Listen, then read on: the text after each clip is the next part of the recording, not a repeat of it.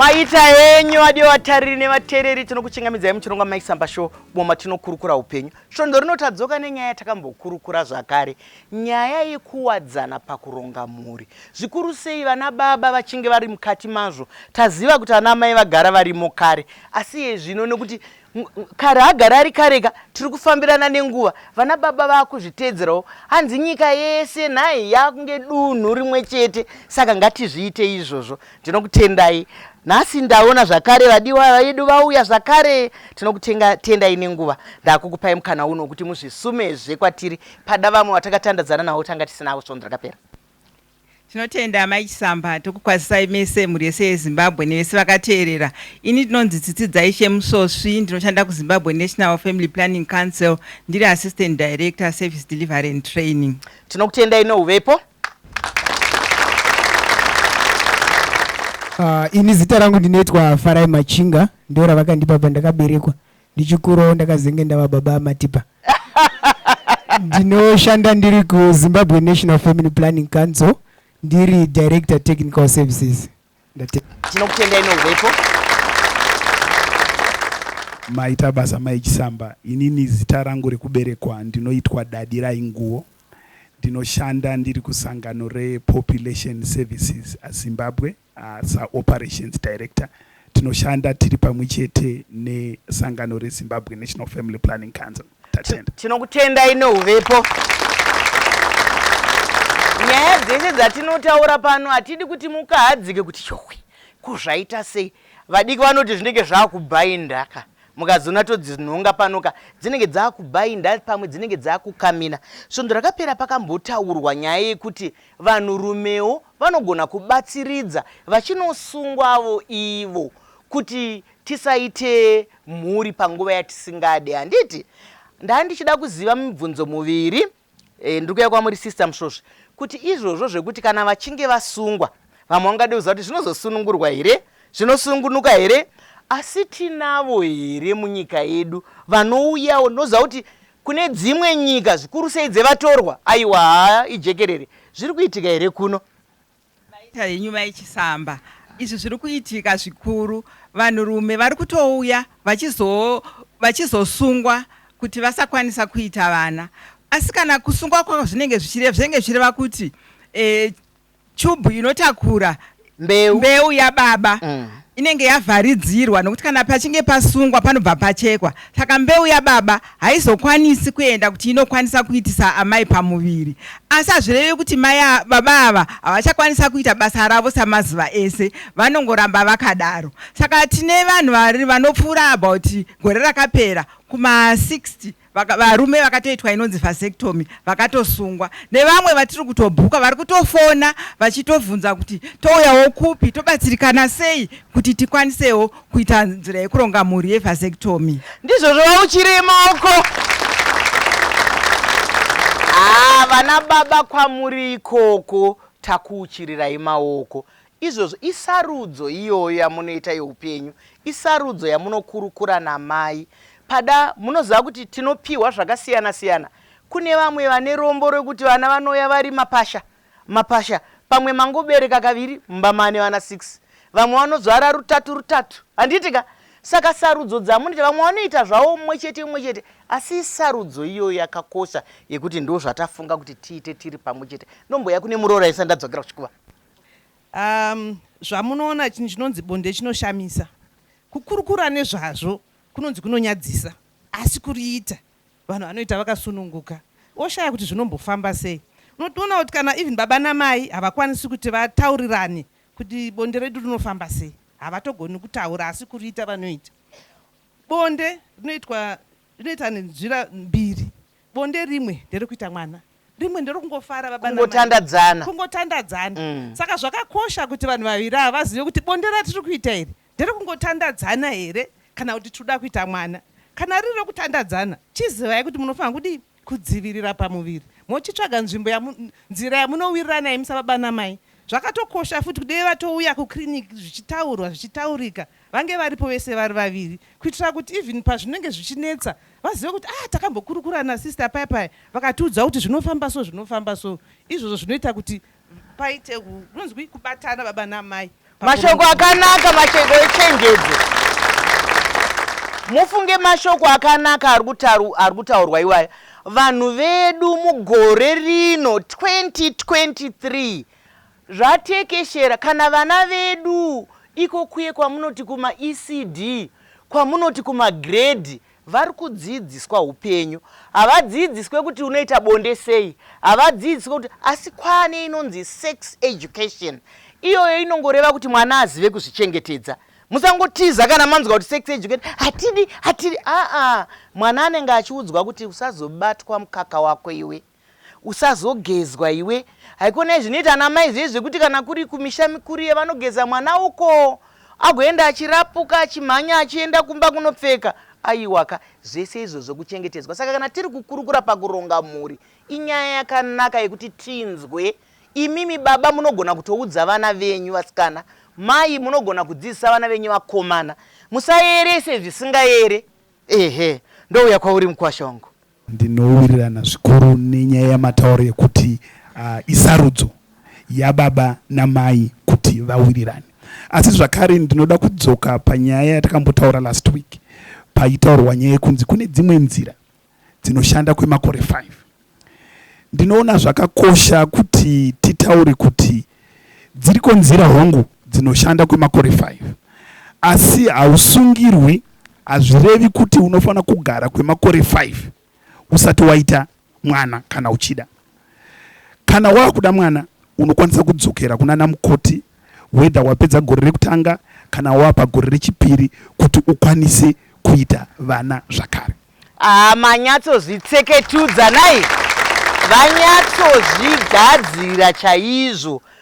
Handiti kana tichidya zviya unogona kudya nyama imwe chete, asi hazvi kurambidze kudya mbiri. Handiti ka ngatisangane muchikamu chinoteera.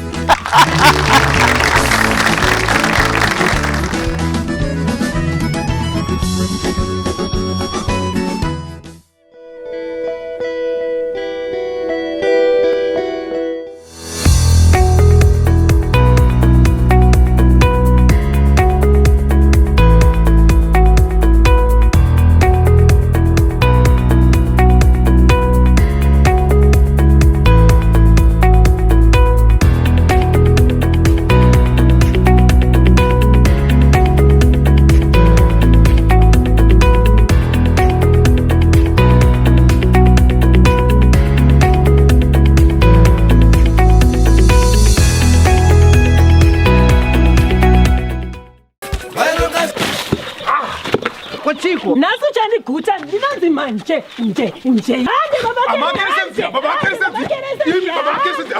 wakoma. Chiko chiri kuitika pana. Munhu ikawe kungoti kahwani kudai so nemimba.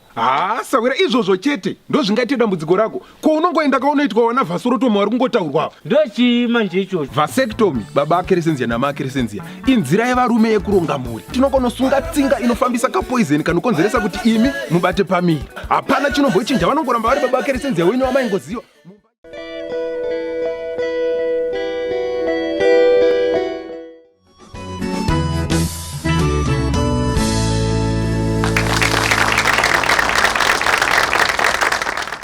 Maita yenyu vatariri nevateereri, tasvika muchikamu chechipiri tiri muchirongwa Mai Chisamba Show, umo matiri kutarisa nyaya dzeupenyu. Vana vatiinavo takavagadzirira here zvavanokodzera? Iyesu utano hwedu hwakatisimbira here zvekuti baba vange vari baba panguva iyoyo, mai vari mai panguva iyoyo? Hazvisi zvekunzwirana tsitsika zvekuti mai we, aiwa, kana tazvironga, kana tagashira dzidziso. Ndombuya pamuri mukwasha. Chinodekedza kudai toti makadii. Ndinoona sekuti svondo rapfuura takakurukura tichinzwa muzvivhitivhiti pamusoro penyaya dzekurongwa kwemhuri. Inini sababa vari munharaunda ndandichiona sekuti zvakakosha kuti isusu sana baba tive neruzivo rwakakwana kuti chinombonzi kuronga mhuri chii, uye tine kodzero yei kuenda nemadzimai edu panzvimbo dzinotorwa zveutano. Tinonodzidzei, tinobata chipi, tikaziva izvozvo tise vana vakaroverwa namuprofita woziva kuti vana vangu vanopera nekushayiwa zivo. chikonzero tinee tapiwa simba rekuva neruzivo pamusoro pekuronga mhuri, kuti ini ndofanira kunge kana ndati vakwana vana handichada kuramba ndichizvara. Ndonoitwa yanga ichitaurwa hanzi yekusungwa kwetsinga dzekufambisa mbeu. Chinotyiwa nesu vana baba mudzimba umu munoziva kuti chii Mai Chisamba? Ndechekuti ndikasungwa ndinozogona here kuridza hlava, uye ndinenge ndichaburitsa here misodzi yakagara ichifadza amai mukati medumba. Kuwanikwa kuti misodzi hanzi ndakadzwa achitaura chiremba kuti aiwa inenge iripo. Saka ndanjingokurudzira kuti vana baba sekugara kwatakaita munharaunda tikwanise kunge tichiendawo tichiva neruzivo gwakakwana, kuti tizoti kana ndataridza ndasungwa zvachose hakuchisina chinonzi mwana, asi kufara Zioni aiwa todzana kusvika kwakaedza aroya. Mashoko makukutu ari kutaurwa nababa. Aiwa mukoti vanga vasimbaradza kare kuti hapana zvazvinokanganisa, hapana chamunotomboziva. Kana manga muchitandadzana munongoramba muchitandadzana kakuvaraidzana kai kanongogara. Zvatiri kutaura pano munoziya kana pamakagara pakamba ndiri kufamba. Izvozvi tsinga dzimwe dziri kushanda dziri kufamba. Moyo uri kufamba, kidneys zvii tiri kubwaira. Mambo ozvigadzira here? Hatina kuzvigadzira, saka hazvionekwi. Ndo kushanda kwamusika vanhu ikoko. Ndombouya Machinda. Ndoya kwauri Machinda. Zodai zotapira Mai Chisamba. Regai nditsinhirewo ndichiti izvoni isusuwo sevanopakura chirongwa chekuronga mhuri tinonzwisisa mamwe ematambudziko ari kubuda munharaunda. Zvakadaro Mai Chisamba, tinogara pasi nevatinobatidzana navo kusanganisira bazi rezveutano nekurongwa kwemhuri ratinoti iro Ministry of Health and Child Care, nevamwe vedu vatinoshanda navo mukupakura chirongwa chekuronga mhuri. Tine zvakawanda zvatakaitawo zvinoita kuti vechirume vave muchirongwa ichi. Mukatarisa tine vatinoti mamale motivator. Kana tichiti mamale motivator, takatsvagawo vanhurume munharaunda yoga yoga yatinoti izvoni ava vakataura nevamwe vanhurume vavo vanonzwisisikwa nekukasira. Tine vatinotiwo futi machampions, ava futi vari munharaunda. Mukatarisa zvakare takatora concept yakare Mai Chisamba yekuti izvoni vana sekuru utsanana nana mbuya utsanana vange vachinzwisisa nhau dzekuronga mhuri. Patinonyanya kusimbiridza ndepekuti tina ana sekuru utsanana varimo munharaunda. Ukaenda kubhoera kwaana Bika vanotokudza kuti kana uchida mapiritsi inda pasekuru utsanana ningi. Uyezve tinoshandawo futi nemamwe makambani. Mai Chisamba, regai tikuudzei kuti mumwe anogona kuti ndoperekedza sei mudzimai wangu apa inini ndichida kuenda kubasa. Tinozvinzwisisa izvozvo. Saka tinoenda kune mamwe makambani tovadzidzisa, tovavandudza. Kana wanzwa vanguwo vachiti ndoda kuperekedza mudzimai wangu kunotora mapiritsi, vabvumidzei. Izvozvo mashoko akanaka nhai. Asi sekuziya kwatinoita neongororo netsvakiridza hapana basa risinowo zuva raungati nhasi ndichamboenda kwachiremba. Apa vakuhwanda nemunwe. Vakuhwanda nemunwe. Mukwasha ukati ndida kumboenda kune muroora uyu ane chidakadaka asati ambotaurawo. Taurako. Ndandichida kuti tingoenda tinobatsirana pambotaurwa nemukwasha ambotaura pekuti varume vanenge vachitya. Zvakakosha Mai Chisamba, tagadzira kapu yedu yeputugadzike paya, tinogona kuona kuti yakazara, tinogona kuona kuti ine mukaka, asi hatigone kuona kuti yaiswa shuga nai. Ndo zvakaita kanokonzeresa kuti baba vazoti amai vabata pamuviri akaoneki. Zvorova kuti kana muchinge masungwa sababa, aiwa misodzi munenge muchirasa, asi kungoti yaputugadzike isina shuga chete, asi zvimwe zvese zvinenge zvichifamba zvakadaro. Ndizvozvo mashoko akanaka nhai. Zvino vamwe vanoda shuga yakawanda vanenge votofunga kuti zvino inonwika. Aiwa inonwika. Taura zvako tinzwi. Tazvenyu Mai Chisamba. Ini toda kungotaura kuti varume vazotya inyaya vanenge vasina ruzivo. Zvambotaurwa apo vachiti tinenge tisingazive kuti shuga tii ikazodii, inyaya havana ruzivo. Saka ruzivo rukaendeswa muvanhu, vanhu vanokwanisa kuve involved kuve mukati mekuronga mhuri. Ndachida kuti hafuti zvakare kuti kuronga mhuri ngatisati kuti kutangire munhu ababa. Ngakutangire munhu achiri mukomana ndo pakunotangira kuronga mhuri. Totangira vachironga mhuri yani kuzvino. tichivaudza kuti vasasiye mbeu pese pese. Ndopazvinotangira ndizvozvo watsanangura zvakanaka. Ndopazvinotangira paanozova baba anenge ari baba vanenge vari responsible vanoziva kuronga mhuri nemumwe wavo. Maita baba muchirewo maoko.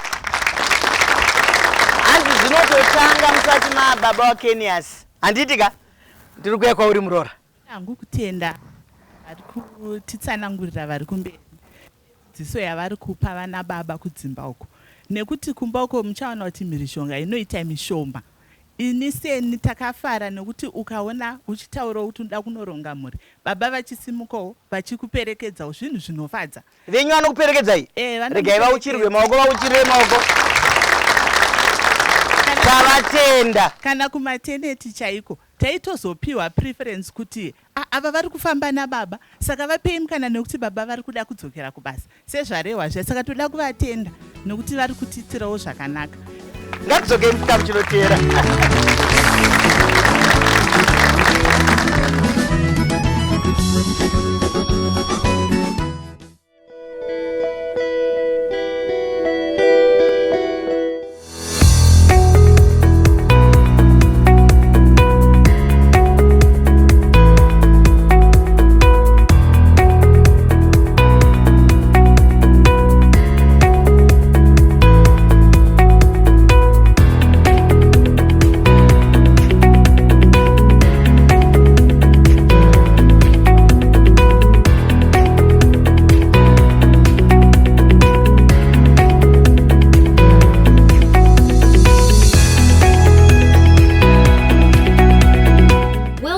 Population Services Zimbabwe Clinic.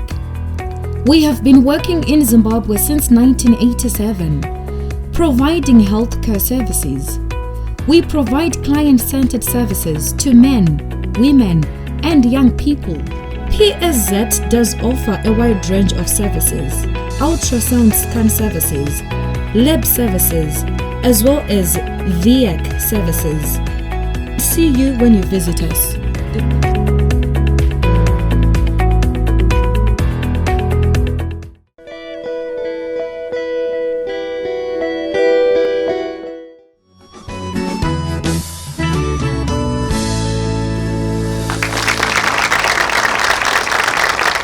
Maita yenyu vadiwatariri nevateereri, tasvika muchikamu chekupedzisira apo munongwa patinongoswinya chete. Nyaya yedu hainyadzise, nyaya yedu ndeyedzidziso, nyaya yedu ndeyekuronga. Kurongedza kwamunoita mumba ndokurongedzwa kunoitwawo nevana. Nhai tine rombo rakanaka, tina chiremba pakati pedu. Chiremba ndoda kumboya kwamuri kuti mungoti de munoda kukanda mashoko api kunyika. Maita basa Mai Chisamba. Ndikuda kudzokera panyaya yekusungwa machuba baba ambotauro. Pambotaura nyaya yekuti mushina unozoshanda, aiwa toda kutsigira point iyo yekuti mushina unoramba uchishanda. But I think nyaya inenge iripo ndeyekuti inoitwa sei. Kaoperation kadiki diki 10 minutes dzakatowandisa. Zvekuti kana muri kuchema nyaya yekuti aiwa ndoda kudzokera kubasa ma-off, aiwa munoya makuseni tokuchekai kuma 10 time dzeti munodzibata matokubasa. Then pane anonzi ma-side effects mashoma. So it's really kuda kutsigira nyaya yekuti hachisi chinhu chekutya. Ngatibatsiranei nana mai vedu. Ndizvozvo mashoko akanaka ari kutaurwa nachiremba. Nomboya pana mai. Mashoko amuda kukanda kunyika. Maita basa Mai Chisamba. Ndinoshanda kumusangano wevanhu vakaremara. Ndiri kutarisa mudzimai akaremara ane murume wake akaremara kana asina. Achisvika pakliniki kuti awanewo rubatsiro, vanobva vatarisa kuti iwe murume mushinu wakabuda kuita family planning namai kuti zviite sei. Imi baba makatoremara kare muda kuedza kuita sei. Saka zviri kuda kutinetsa kuti tikurudzire vamwe vekusekta kwedu kuti vaite. Ndizvozvo mashoko akanaka. Nhai munhu atisekane nekuti haisi sarudzo. Tomboya pamuri vamwene. Tiri kusangana nedambudziko kuti vanoti tinoda kukudza dzinza, hatikwanise kusungwa zvibereko nokuti dzinza rinofanira kuti rikure. Ndizvozvo mashoko makukuta ari kutaurwa nai. Munoziva uchiremba hwedu uye watinoita kumaraini uye pana hatiite uchiremba ihwohwo, saka paina ana chiremba, saka paina vakoti, saka handimukona tikonzwa kuti inyanzvi yezvakati, inyanzvi yezvakati, nekuti panapa hatitaure zvemugotsi matsuro. Torambodzokera kuchikuva kuti mashoko amunoda kukanda kunyika ekupedzisira ndaapeya Mai Musosi. Vaita henyu Mai Chisamba, ini ndoda kutaura kuti male involvement chinhu chatinoda kunyatsotora tichinyatsochiteedzera zvatataura, nekuti chichabatsira nyika yedu yeZimbabwe. Kwataura kuti baba vati dzinza rinenge raadiki, asi tofanira kuzivawo kuti patinenge chidzidzisa vanhu vanenge vauya kuzoronga mhuri, mai pane pavanogumirawo kuita vana. Mai vakaita gore mwana zvinenge zvichiafektawo mwana neutano hwamai, asi vakaitawo nenzira dzatinenge tavarongera, murume achinzwisisa, handifungi kuti achazoita pfungwa dzekuti anoda kuzadza dzinza. Iro dzinza racho anenge achida kuita vana vanganiko nemudzimai Hwani here. Ndizvozvo mashoko makukutu. Hatidi dzinza renhamo rekungowanza vana varifamba vachidyiwa nemadhakisi vasina mabhurukwa, handitika. Saka kana tati ngatirongei, tiri kugona here kuriritira? Ndokuipa uri Machinga, mashoko maviri matatu. Mai Chisamba, vadiwa vateereri nevatariri, ndakatarisa ndinoona poto yedu iri kukwata, zvichitaridza kuti tingangoda imwe nguva yekukurukura futi nhau idzi. Asi regai nditende ndichiti tikange tawirirana senharaunda, tawirirana sababa naamai, kuti tironge tose mhuri, tinge tichiwirirana mhando dzokushandisa, uye sevarume tichibatsira. Honai kumberi kuno tiriko vanhu varume, hakusi kudyiswa. Kana isu madzimai tiri kuno. Kureva kuti takagamushira kuti sevarume iyi haisi nyaya yevadzimai chete, asi tinofanika kunge tiripo tichisapota, tichibatsira kutsigira vadzimai edu panyaya dzokuronga mhuri. Ayo makorokoto tinokutendai. Maita zvakanaka Mai Chisamba. Ndingangoti mukupedzisira, chakanakira nyaya dzekuronga mhuri ndedzekuti hadzimanikidzwe, hadzimbunyikidzwe. Kune nzira dzakawanda dziriko. Chinoita zvirongwa ndezvekuti chinotora nzira dzese dzoiswa mubhasikiti. Imi kana mava neruzivo, ndimi munobva masarudza nzira yamunoda. Saka vana baba, vana mai, tose ngatirege kutya, ngative neruzivo. Kana tava neruzivo, zvinotibatsira kuti tiite sarudzo yekuti toshandisa nzira dzipi dzekuronga mhuri. Ndizvozvo mashoko makukutu ari kutaurwa naimi. Mukada kuenda kuchinhoi, munototarisa kuti ndoenda nenzira ipi. Saka ndo zvinongoitika zvese zvese. Nzira dzakawanda, asi munongonoti mukati ngatinosanganai pashi, vamwe vanobuda nemusuwo uyu, vamwe vanobuda nemusuwo uyu. Ndoyepa uri DJ.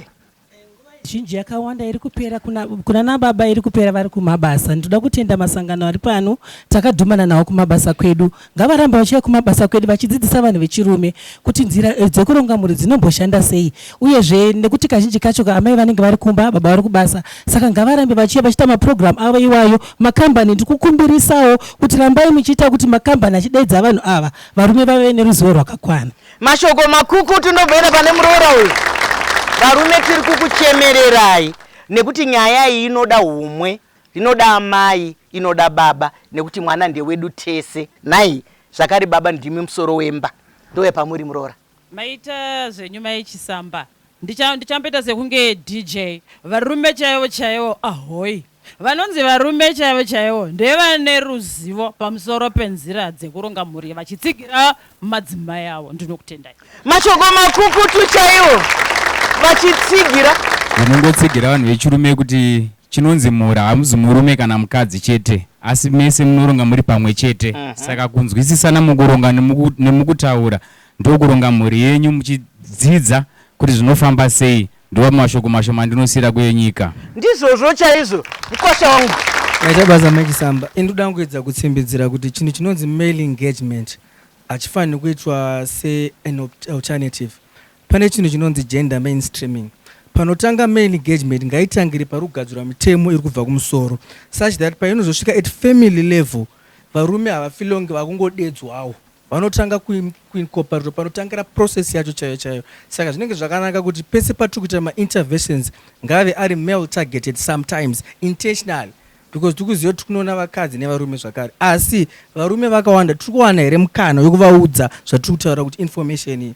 maita basa ndizvozvo hanzi vana baba vanoda kuti zvibvire ikoko kumusoro vagare vakasumwa vagare vakaudzwa asi mwana wenyu akarohwa muri kusumwana ndiko muri ngobuda panze kuti uri kumurovere iwe wamudenha iwe wamuita sei ndizvozvo saka kana izvozvi nyaya iri padei ingoitai zvamunoita nekuti kana mukadzi wenyu zvamubata kana mukadzi wenyu zvamubata zvabatawo imimi nokuti kozvikareka kutaurwa kumuchara kana makagara chete kuti nana kusumwa aiwa kusumana tinosumana kana iwo mai vakangokusumai endai kuchipatara pamwe sister nadokta vanenge vachikusumai zvakare takuda kupedzisa chirongwa ndiwo Mai Chisamba maita ino kuti panguva yekutaura indira ngopetawo ndichiti taramba varume vematrauzi vanongoonekwa kuti pana baba nekuda kwetrauzi rakayanikwa pawashing line toda varume vanouya nesu tichiita nyaya dzekuronga mhuri kuita kuti mhuri yedu igare ichifara yakarongeka mazvita ndizvozvo chaizvo muongororo netsvakiridza yatakaita zvakanzi kana vari vana baba kana vari varume vaye vasingapindirani kubatirana nanamai nemhuri dzavo havanzi varume vanonzi varume handiitika kana vadaro manje havasisiri vamwe vedu nhai ikoko vadiwa vatariri nevateereri zvatanga tichitandadzana imi maonei madzidzei munofungei nenyaya yatachikurukura pano iyi nyaya yemhuri manzwa kuti kunyange nekuzvikoro vana ngavadzidze saka musatambudzike zvenyu asi ndoziva kuti kana toita zvinoendeka chiringazuva chiya chinokwikwidzana nesu zvakanyanya ndine urombo chiringazuva chiye chabva chatsvuka chikakwata vadikani regai nitore mukana uno wokutenda vakotsveri vedu vatipa ichochi chirongwa chekuti tigone kukurukura nhunha dzedu dziri mukati memisha yedu vakotsveri vedu iZimbabwe National Family Planning Council vakabatana neshamwari dzavo Population Services Zimbabwe. Regai nditende vari kuno kustudio vakakumirirai vanga vachimhanyisa chirongwa zvakanaka